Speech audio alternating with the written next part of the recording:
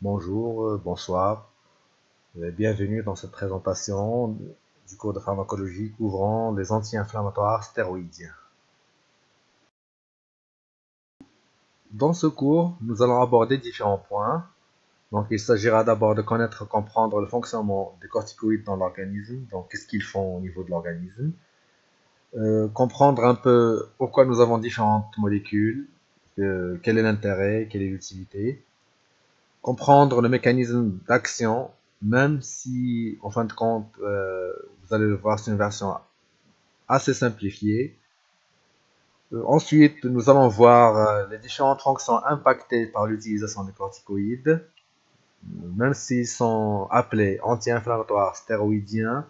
Vous allez voir que ça touche beaucoup plus que l'inflammation. Beaucoup de fonctions de l'organisme vont être modulées, voire perturbées par leur présence. Et enfin, nous allons clôturer avec quand est-ce qu'il est utile de les utiliser, quand est-ce qu'il vaudrait mieux les éviter, ainsi que les précautions qu'on devrait prendre lors de leur utilisation. À la base, les anti-inflammatoires stéroïdiens miment, c'est-à-dire ils imitent l'effet d'une molécule naturelle. C'est une hormone naturelle corticosurrénale, la cortisone, et même son dérivé naturel, l'hydrocortisone. C'est un corticoïde naturel et les anti-inflammatoires stéroïdiens tirent profit de leur ressemblance avec le corticoïde naturel pour donner leur effet pharmacologique. Bien sûr, pour mimer l'action de la cortisone, elles doivent d'abord ressembler structurellement à la cortisone. Donc, il s'agira essentiellement d'effectuer des modifications structurelles sur le cortisone pour moduler essentiellement la cinétique. Ici, nous avons certains corticoïdes, donc dérivés, qui ressemblent structurellement à l'hydrocortisone. À noter que c'est une infime partie de la famille des corticoïdes, donc des anti-inflammatoires stéroïdiens, et qui partagent avec l'hydrocortisone certaines analogies structurelles. Nous avons dans cet exemple la dexaméthasone et la prédnisolone qui sont largement prescrites, même la bétaméthasone, à côté de molécules beaucoup plus actives et beaucoup plus intéressantes sur le plan thérapeutique, comme le cotrivazole. Pour apprécier l'utilité et l'impact des modifications structurelles des différents corticoïdes, nous prenons comme unité de mesure le cortisol.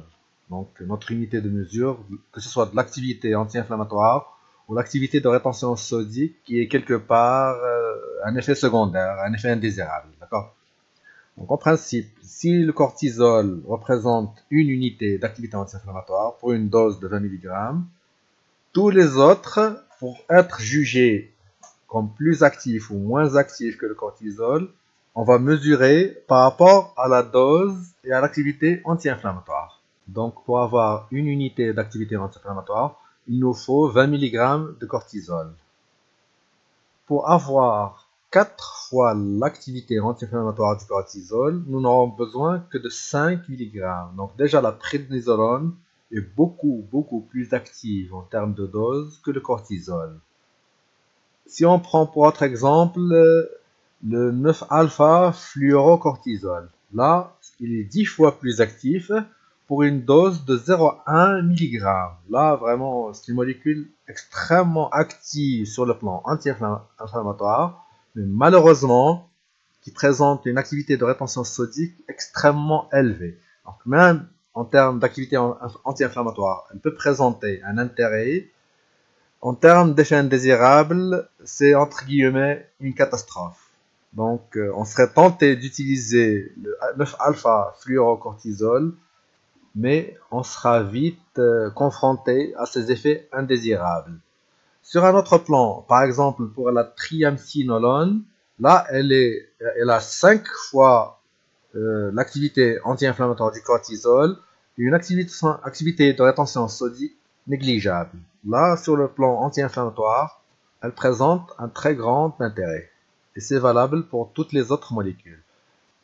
La dernière molécule dans ce tableau, qui est le cortivazole, introduit en 1971, est une molécule qui est très intéressante sur le plan anti-inflammatoire, avec pratiquement pas d'activité de rétention sodique.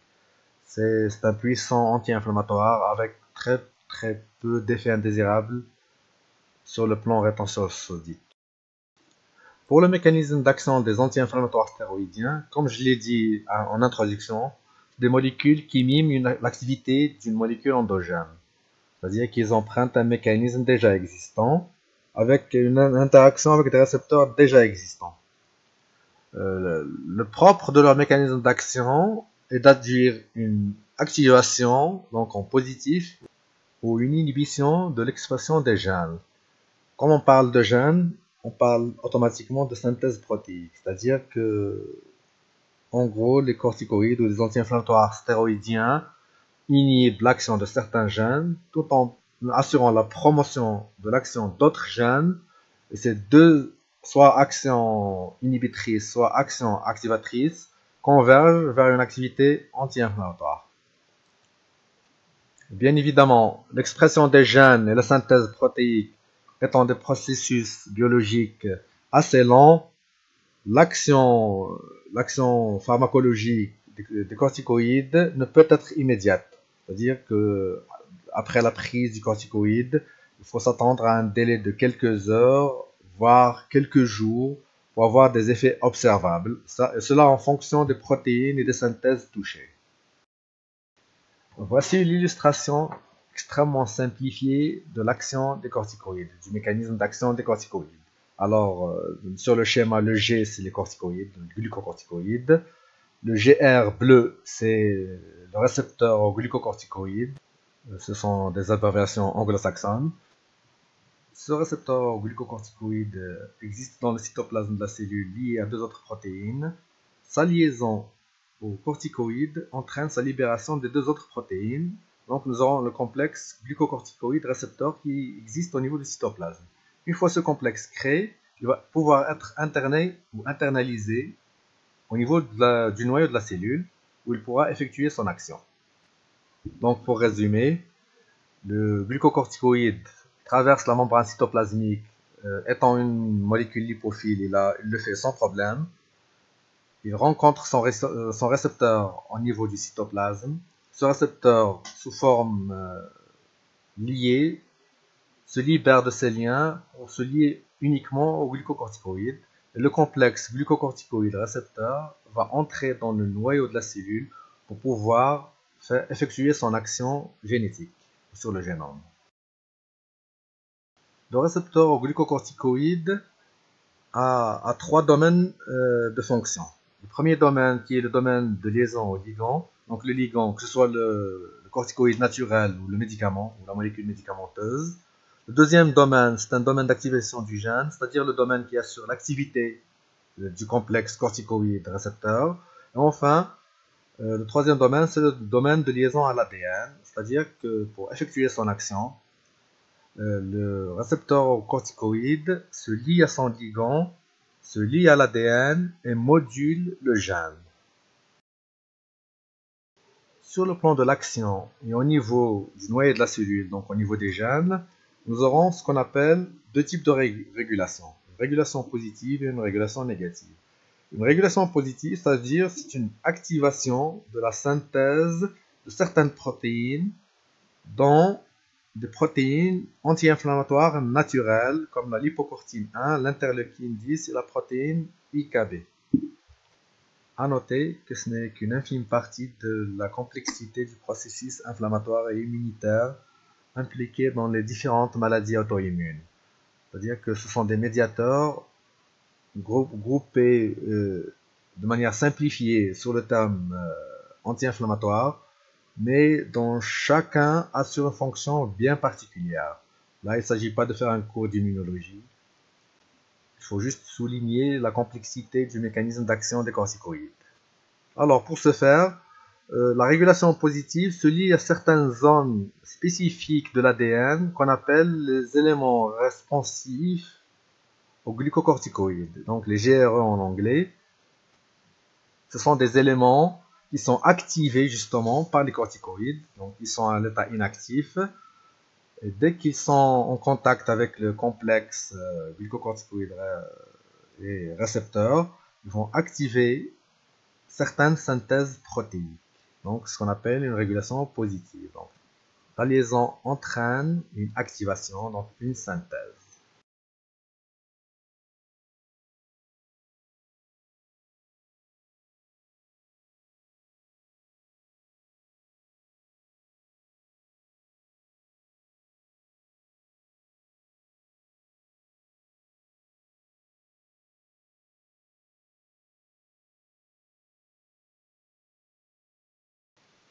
Schématiquement, comme il s'agit de synthèse protéique, donc le complexe glucocorticoïde avec son récepteur va se lier à l'ADN, induire la transcription d'ARNM. Cet ARN messager donc va produire la synthèse ou induire la synthèse de protéines anti-inflammatoires naturelles. Donc c'est une réponse positive. La deuxième partie de l'action directe des corticoïdes, c'est une régulation négative, c'est-à-dire que c'est une liaison toujours du complexe récepteur-corticoïde à des sites spécifiques qui sont négatifs, à réponse négative. Donc négatif, élément répondant au glucocorticoïde de manière négative. La liaison du complexe corticoïde ADN ne va plus induire de synthèse, mais bloquer plutôt la synthèse de protéines assurant la promotion de l'inflammation.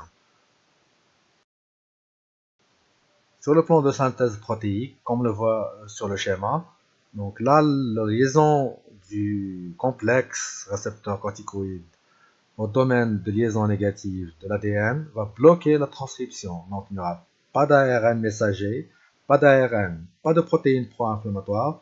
Donc ça jouera en faveur d'une inhibition de l'inflammation.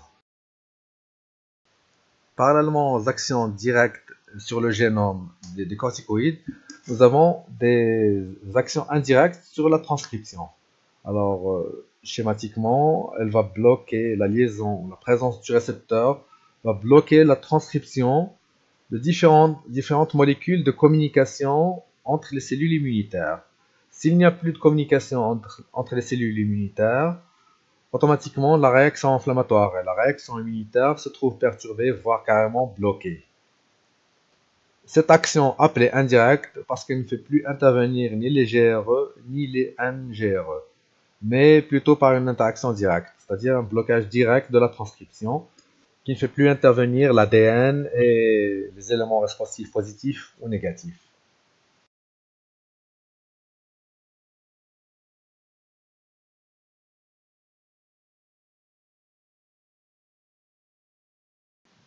Donc en résumé, la somme des effets cités, donc effet direct positif, effet direct négatif et effet indirect, aura pour conséquence, et là je me limite à l'inflammation, aura pour conséquence un effet anti-inflammatoire. Donc une action directe sur les médiateurs de l'inflammation, une diminution de l'acide arachidonique, une action sur les leucocytes, donc les macrophages ne se différencient plus, les neutrophiles n'adhèrent plus à leur cible, les éosinophiles, les basophiles et les mastocytes n'assurent plus de dégranulation, donc il n'y a plus de libération d'histamine. Et donc la somme de tous ces effets, c'est le blocage, voire carrément de l'annulation de l'effet inflammatoire. On s'attaque à la réaction immunitaire sur plusieurs plans, par ces médiateurs et par ces cellules. Et toujours dans le blocage de réaction immunitaire, donc réaction inflammatoire, nous aurons un effet immunosuppresseur dû à la diminution de certaines cytokines, diminution de la production des lymphocytes, diminution de l'activité des lymphocytes T-helper, la production de compléments, la production d'IgG sont également diminuées. Donc, on s'attaque aux cellules, on s'attaque aux médiateurs, on s'attaque aux produits des cellules inflammatoires. Donc la réaction inflammatoire est bloquée sur plusieurs plans. C'est ce qui explique un peu l'efficacité de cette classe de molécules sur le plan anti-inflammatoire.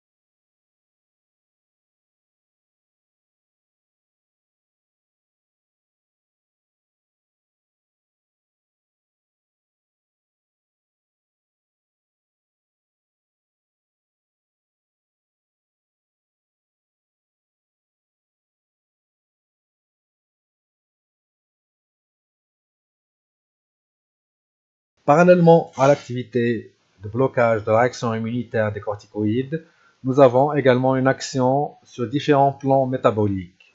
Donc, non seulement la réaction inflammatoire et immunitaire sont touchées, mais d'autres fonctions essentielles à l'organisme, notamment les effets métaboliques. Donc, en premier, ce sont les glucides, avec une perturbation du métabolisme glucidique sur 3 plans. Donc, déjà, une augmentation du catabolisme protidique en faveur du néoglucogénèse. Donc, c'est ce qu'on appelle un diabète cortisonique, c'est-à-dire une augmentation de la glycémie due à la prise de cortisone. Parallèlement à ça, non seulement le glucose voit sa production augmenter, mais voit également son utilisation périphérique diminuer. Donc, ce sont deux actions qui tendent à augmenter la glycémie.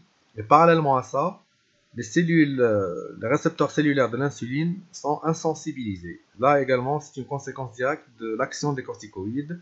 Donc, sur 3 plans, la glycémie est perturbée.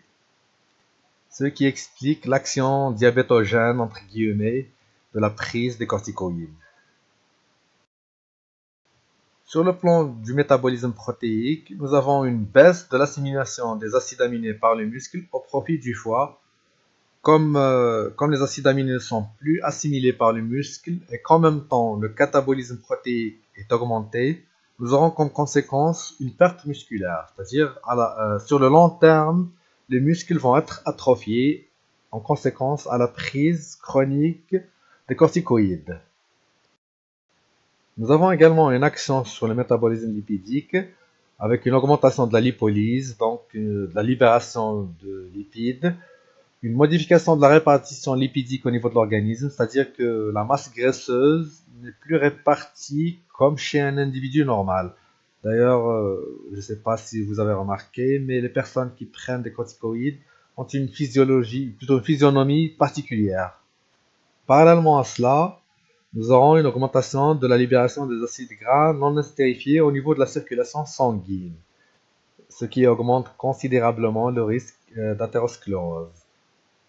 Donc, pour résumer les effets métaboliques des corticoïdes, surtout pris sur le long terme, nous aurons donc une perturbation des glucides, une perturbation des protéines, une perturbation des lipides qui tendent à induire une hyperglycémie, une hyperlipémie et une baisse significative, surtout sur le long terme, de la composante musculaire. Parallèlement aux différents principaux métabolismes, nous aurons également l'eau et les minéraux, plutôt les eaux et les minéraux qui seront touchés. Alors, en premier lieu, c'est la baisse de l'absorption intestinale et la réabsorption rénale de calcium, un hyperparathyroïdisme secondaire, donc avec une déplétion phosphatée, et un catabolisme et atrophie osseuse. Donc, ce sont des actions qui tendent à baisser la composante solide de l'os. En fin de compte, si l'os se retrouve avec moins de calcium, avec moins de phosphate, il sera plus enclin aux fractures, c'est-à-dire une fragilisation des os.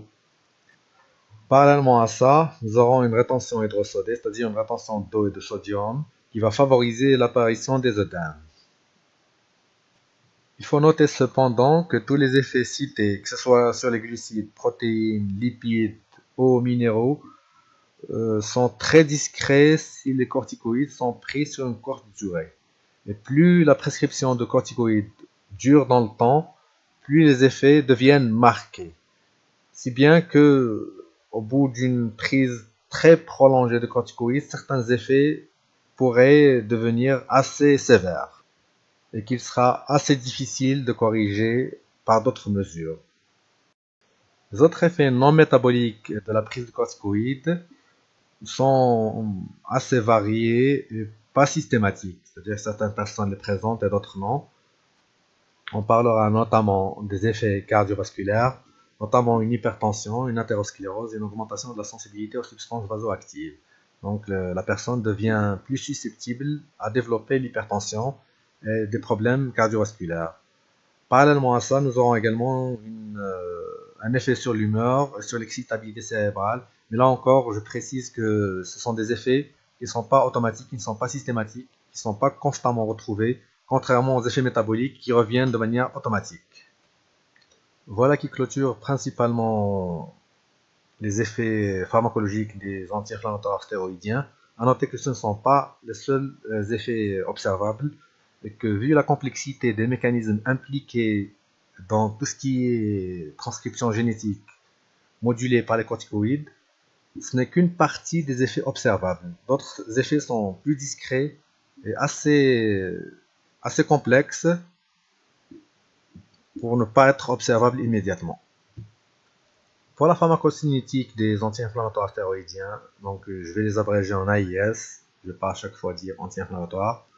Donc la pharmacocinétique des AIS, comme je l'ai dit au début du cours, donc les modulations structurelles ont pour objectif, entre autres, la modulation de la pharmacocinétique, donc la modification de la demi-vie. Si la demi-vie est modifiée, automatiquement la durée d'action est prolongée ou réduite en fonction des besoins. Comme exemple, je prends la prednisone, qui a une absorption orale rapide. En général, tous les AIS ont une très bonne absorption orale et une distribution assez généralisée. Comme toutes les cellules, absolument toutes les cellules, pratiquement toutes les cellules d'organismes présentent des éléments qui répondent aux corticoïdes, leur distribution est généralisée. C'est-à-dire que toutes les cellules d'organismes sont susceptibles d'être affectées par les corticoïdes. Donc l'absorption elle est rapide, la distribution est très généralisée, avec un transporteur plasmatique spécifique, donc la transcortine, et l'albumine qui est un transporteur non spécifique. Pour le métabolisme, il s'agit d'un métabolisme par une enzyme spécifique, la 11-bêta-hydroxystéroïde déhydrogénase, la 27-ostéroïde réductase. Ces deux enzymes donc, métabolisent pratiquement une très grande partie des corticoïdes pris par voie orale, donc un effet de premier passage assez important. Et ces enzymes sont dépendantes du cytochrome P450, c'est-à-dire que l'action des corticoïdes non seulement est réduite par un effet de premier passage marqué, mais la présence d'un inducteur ou d'un inhibiteur va moduler également la durée d'action.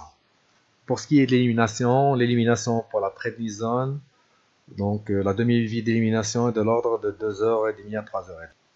Et encore une fois, comme il s'agit d'un mécanisme d'action complexe, la présence du corticoïde au niveau du plasma n'est pas directement impliquée dans leur action. Donc, dès qu'ils ont pu assurer leur fonction au niveau du noyau, leur élimination n'a plus aucun impact sur leur effet. C'est pour ça que même avec un temps de demi-vie de 2h30 à 3h30, nous aurons quand même un effet pharmacologique très important et assez prolongé dans le temps. Voilà un peu les particularités pharmacologiques des AIS. Et vous noterez qu'encore une fois, ce sont des notions assez simplifiées et assez vastes ou évasives de la complexité de la pharmacologie des AIS. Pour les indications, on ne va pas aller par quatre chemins. Comme il s'agit d'anti-inflammatoires stéroïdiens, donc leur principale indication, ce sont justement les processus inflammatoires pathologiques. Donc notamment les maladies inflammatoires systémiques, donc lupus érythémateux, polyarthrite, toutes sortes de maladies impliquant une suractivation du système immunitaire. Nous aurons également les dermatoses inflammatoires, les maladies néoplasiques, donc tout ce qui est processus cancéreux. Les corticoïdes ont tendance à réduire ou dans une certaine mesure freiner les processus néoplasiques. C'est pour ça qu'on les retrouve souvent en association avec différentes chimiothérapies. Par ailleurs, même concernant la chimiothérapie, les corticoïdes ont une certaine capacité à augmenter la tolérance aux effets indésirables de la chimiothérapie. On retrouve souvent les corticoïdes en association avec d'autres molécules un petit peu plus dures, un petit peu plus actives dans le cas de tout type de cancer. Nous avons également comme indication l'insuffisance surrénale, c'est-à-dire que dans certains cas, la surrénale ne produit pas suffisamment de cortisol pour remplir les fonctions physiologiques. À ce moment-là, nous aurons besoin d'un appoint de corticoïdes, un apport médicamenteux pour corriger cette défaillance. Nous avons également comme indication les allergies, l'asthme, les maladies auto-immunes Et pour finir, comme les rejets de greffe impliquent l'activation du système immunitaire, les corticoïdes sont utilisés comme immunosuppresseurs. Leur prescription dans ce cas particulier, c'est-à-dire dans le cas de greffe, que ce soit rénale ou tout autre organe, a tendance à freiner, réduire le rejet de la greffe qui est systématiquement attaqué par les cellules immunitaires, car reconnues comme corps étranger. Donc l'effet immunosuppresseur des corticoïdes, dans ce cas bien précis, est recherché, plus que leur effet anti-inflammatoire. Pour ce qui est des effets secondaires des AIS, des corticoïdes, en général, à partir de 2 semaines d'utilisation, nous aurons une apparition progressive des différents effets qui vont être cités. Alors, c'est pas par ordre d'importance, mais plutôt par ordre d'apparition. Donc, nous aurons en premier lieu une rétention hydrosodée, donc un gonflement des membres qui ressemble à des œdèmes, une lourdeur des jambes, lourdeur des mains. Donc, de manière générale, c'est des œdèmes, donc dû à la rétention d'eau et de sodium. Ensuite survient la déplétion potassique, donc une perte de potassium. Qui dit perte de potassium dit perturbation de la fonction cardiaque, entre autres. Ensuite, si on se prolonge dans le temps, nous aurons l'apparition d'une ostéoporose cortisonique, c'est-à-dire, comme je l'ai cité au départ, au début du cours, donc une fragilisation des os qui devient plus poreux et plus fragile, voire carrément une destruction osseuse et une très très grande sensibilité aux fractures. C'est-à-dire la personne fait une chute qui normalement n'entraîne pas de fracture, elle se retrouve aux urgences. Si les corticoïdes sont pris de manière encore plus prolongée, ce sont les muscles qui vont être touchés. Donc une fonte musculaire, si les muscles retrouvent leur masse diminuée, automatiquement la force musculaire est diminuée. Donc une difficulté à se mouvoir, une difficulté à bouger, une difficulté à soulever des poids. Et finalement, si une personne présente une fracture plus une faiblesse musculaire, c'est l'immobilisation directe. Donc une prise chronique de corticoïdes n'est pas sans conséquence sur la mobilité de la personne. Parallèlement aux effets cités, nous avons des effets apparents comme l'obésité et troubles lipidiques, donc une perturbation de la répartition graisseuse, physiquement apparente. Donc la personne a l'aspect d'une personne qui prend des corticoïdes. Sur le plan métabolique, nous aurons une hyperglycémie, donc assimilable à un diabète, des troubles digestifs, des risques infectieux augmentés à cause justement de l'immunosuppression. Donc une prise chronique de corticoïdes va augmenter la susceptibilité aux infections, que ce soit bactériennes ou virales. Dans certains cas, nous avons même des troubles psychiatriques, d'autres troubles un petit peu plus rares, mais néanmoins inévitables avec la prise chronique de corticoïdes. Donc, de manière générale, les corticoïdes ne doivent pas être pris de manière chronique, sauf vraiment indication formelle.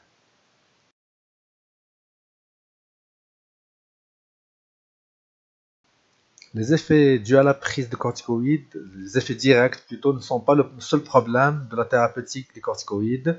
Il existe également ce qu'on appelle un syndrome de sevrage cortisonique en cas d'arrêt brutal. Le sevrage, c'est-à-dire que l'organisme a adapté ses fonctions à la présence de corticoïdes en dose plus élevée que ce qu'il produit. C'est-à-dire que l'organisme s'est adapté à la présence des corticoïdes exogènes.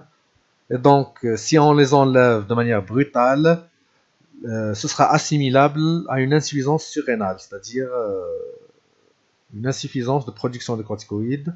Et toutes les fonctions naturelles et physiologiques assurées par les corticoïdes vont être bloquées à cause de l'arrêt brutal des corticoïdes. Alors, ce n'est pas la seule conséquence, même la maladie ou la pathologie qui était au départ l'indication de la prescription de corticoïdes va avoir un rebond. C'est-à-dire que si, par exemple, nous avons une maladie auto-immune pour laquelle nous avons pris des corticoïdes de manière très prolongée, dans le cas de cette maladie, si on arrête les corticoïdes de manière brutale, il va y avoir une augmentation très marquée de la réaction immunitaire et donc de la symptomatologie.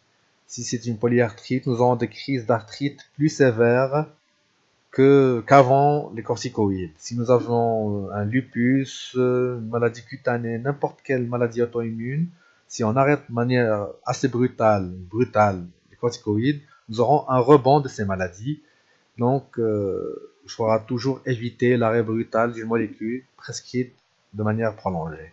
C'est ce qu'on appelle la corticodépendance. Donc, la règle à respecter, c'est de manière générale, pas de corticoïdes en plus de 14 jours.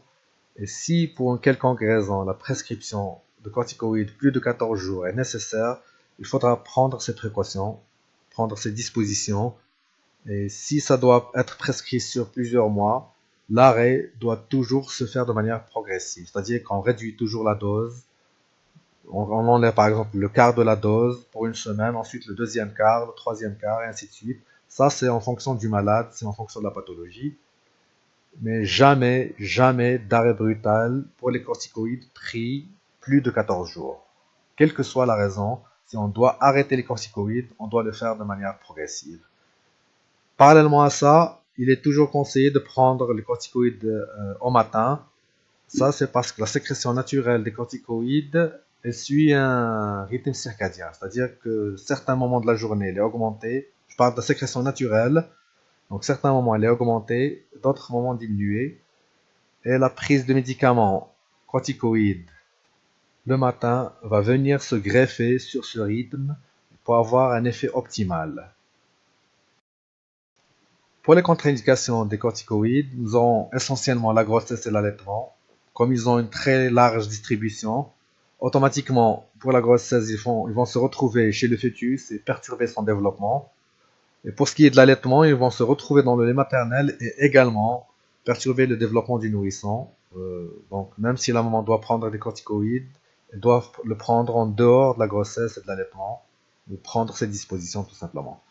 Parallèlement à ça, vu l'impact sur le métabolisme glucidique, le diabète et la goutte, qui est une perturbation des bases xanthiques, donc quelque part les protéines, sont des contre-indications au traitement aux corticoïdes.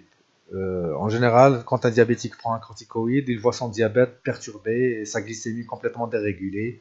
Et là, pour ce qui est de la goutte, même si c'est une réaction immunitaire, donc qui implique une inflammation, la prise de corticoïdes va accentuer l'apparition de crises, donc il vaudrait mieux éviter. Pour ce qui est des états psychotiques, c'est essentiellement à cause des effets indésirables de type nerveux qui peuvent aggraver les états psychotiques. La cirrhose, donc tout ce qui est dysfonction hépatique, est une contre-indication également parce que le métabolisme hépatique va être perturbé dans ces pathologies. La prise de corticoïdes va aggraver la situation. La synthèse protéique également étant perturbée par la cirrhose, il vaudrait mieux ne pas la perturber davantage avec les corticoïdes. Certains antibiotiques et certains médicaments sont également à proscrire en association avec les corticoïdes, donc l'érythromycine, le sultopride ou la vancomycine.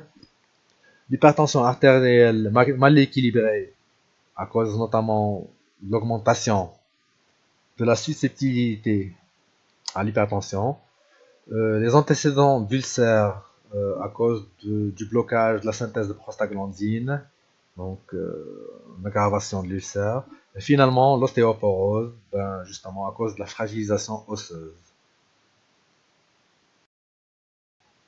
Pour ce qui est des interactions médicamenteuses, les corticoïdes ne doivent pas être associés avec certains médicaments, certaines médications, à cause du risque d'apparition d'effets indésirables marqués. Donc, les vaccins, de manière générale, ne doivent pas être associés aux corticoïdes pour des raisons évidentes d'activation, inhibition immunitaire. Le lithium, à cause de son analogie avec le sodium, parce que la rétention hydrosodée due aux corticoïdes va perturber l'élimination du lithium, qui est prescrit dans les psychoses. Les antiarythmiques, essentiellement à cause de la perturbation du métabolisme potassique. Les digitaliques, pratiquement pour la même raison. Les hypokaliémions également. Les salicylés, donc c'est un problème d'élimination. Les salicylés, quand ils sont associés aux corticoïdes, vont voir leur élimination perturbée. Les anticoagulants, les antihypertenseurs, les antidiabétiques, de manière générale, ne doivent pas être associés aux corticoïdes. Et finalement, pour les inducteurs enzymatiques, j'en ai déjà parlé dans le métabolisme. Finalement, pour aider un peu la prescription des corticoïdes à être mieux tolérée par le patient, il est toujours utile de le conseiller d'adopter certaines mesures diététiques, pour aider un peu à réduire les effets indésirables, ou du moins leur apparition. Alors, en premier lieu, un régime désodé, pauvre en sucre rapide et riche en protéines, justement. Donc, pour réduire la rétention hydrosodée, donc le sel en général à proscrire avec les corticoïdes, le sucre rapide également à cause de l'action hyperglycémiante, et finalement riche en protéines pour compenser un peu le catabolisme protéique dû aux corticoïdes. Pour ce qui est de l'apport médicamenteux pour corriger un peu les déficits et les dysfonctionnements induits par les corticoïdes, nous aurons peut-être nous pourrions avoir recours à une prescription de potassium par voie orale si la déplétion en potassium est marquée, une prescription de calcium et de vitamine D, donc pour compenser un peu la décalcification osseuse, et finalement un traitement ulcéreux pour couvrir un peu les effets sur l'estomac. Donc en gros, les corticoïdes de manière chronique doivent être accompagnés par certaines mesures pour améliorer leur tolérance par le malade. Sur ce, on termine ce cours. Je vous remercie pour votre attention.